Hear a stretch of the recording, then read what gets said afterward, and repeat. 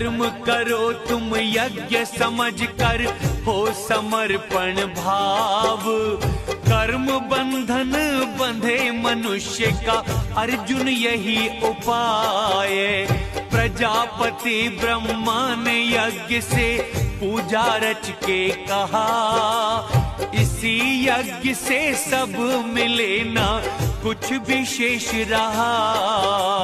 यज्ञों से प्रसन्न देवता तुमको भी वर देंगे।